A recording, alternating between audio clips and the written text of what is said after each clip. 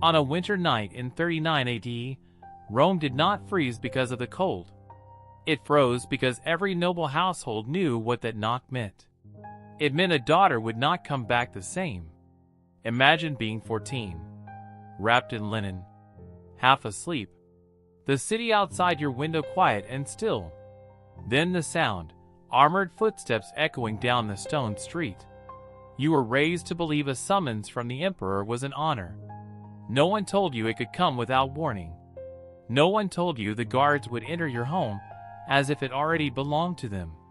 And no one explained why they placed a lantern covered in red cloth at your door. Inside, your mother whispers your name too softly. Your father forces a smile he cannot hold. And then you learn the truth. The Palatine does not invite daughters. It claims them. And if you think the nightmare begins at that door, you're wrong.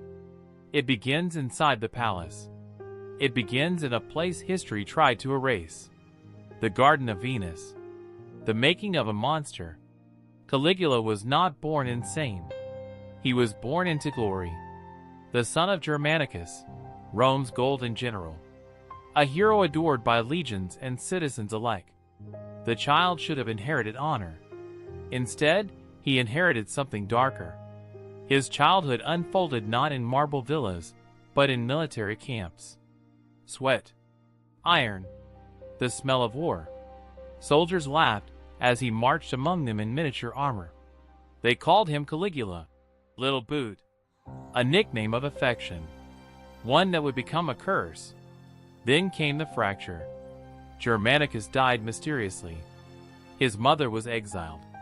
His brothers imprisoned, executed, not by barbarians, by Rome, by Emperor Tiberius.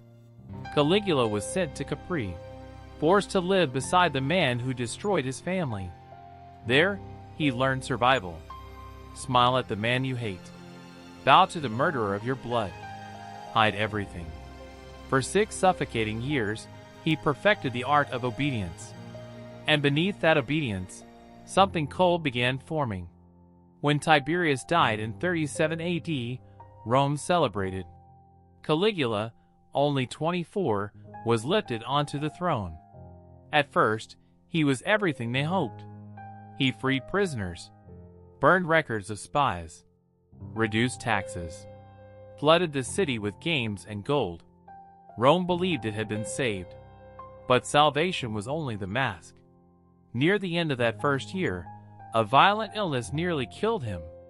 When he rose from that bed, something human did not rise with him. The garden opens. Standing atop the Palatine Hill, gazing down at a city that worshipped him, Caligula understood a terrible truth. When you hold absolute power, there are no gods above you, only victims below. The change did not come like thunder. It crept like disease. Heralds began arriving at noble homes, carrying scrolls sealed in imperial purple. The demand was simple. Send your daughter. Not any daughter. The most beautiful, the most pure, the most politically valuable. Refusal was treason. Obedience was surrender. The girls were taken to a secluded wing of the palace. Caligula called it the Garden of Venus. The name was a lie. Pink marble walls, silk-lined beds, exotic perfumes, servants who moved like ghosts. At first glance, paradise. But paradise was decoration. The prison was everything beneath it. Their names were taken first. Names meant identity. Identity meant resistance. So they were given numbers, mocking nicknames. Jewels became chains. Silk became exposure. Waiting became torture. They never knew when the summons would come. The echo of Praetorian sandals in the corridor turned breathing into panic. By the time Caligula entered the room, the damage was already done. The theater of power. The emperor did not hide what he was doing. He displayed it. At banquets, the young women were paraded before Rome's elite. Not as guests, as ornaments. Caligula walked among them, commenting loudly on their bodies, ranking them, mocking them. But the worst cruelty was not his voice. It was the silence of the men seated at the tables. Fathers, uncles, fiancés, smiling because not smiling meant death. That silence was its own execution. He alternated brutality with false tenderness. Violence one night, tears and gifts the next. Hope and terror fused together.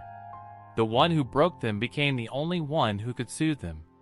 Then he turned them against each other, ranking favorites, punishing others, creating competition for survival. Unity died.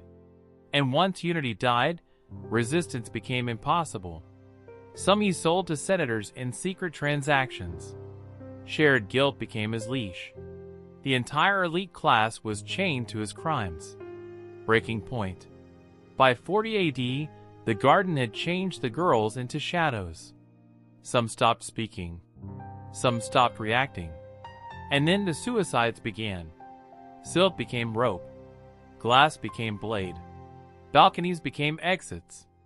For some, death was the only remaining act of control. But Caligula was not finished. He allowed parents to visit, not to rescue, to watch. Daughters painted and perfumed to hide bruises. Forced smiles under armed surveillance. If a mother's voice cracked, she died. If a daughter faltered, her family paid. It was theater, and Caligula believed himself divine. Then he made the mistake every tyrant eventually makes. He humiliated the men with swords. Among them was Cassius Chaerea, a veteran officer of the Praetorian Guard. Publicly mocked, repeatedly degraded, hatred hardened into resolve. On January 24th, 41 AD, during the Palatine Games, Caligula entered a private corridor, the Cryptoporticus. He believed himself untouchable. He was wrong. Steel flashed. The first blow crushed his voice. More than 30 wounds followed. The man who demanded to be worshipped as a god died choking in his own blood. After the monster. But death did not bring justice. The palace erupted in chaos. Bodyguards slaughtered indiscriminately. Inside the garden, the surviving girls huddled in silence. Was this freedom? Or another nightmare? When order returned, Claudius was declared emperor. And he faced a dangerous truth. If Rome learned what had happened inside the Garden of Venus, the empire itself might fracture. So Rome chose silence. The girls were returned to their families with gold and dowries large enough to bury scandal. No trials. No public reckoning. Just money. And an unspoken command. Forget. But trauma does not forget. Most never married. Many were hidden away inside their own homes. Rome blamed them rather than confront its own corruption. Because Caligula was not the only problem.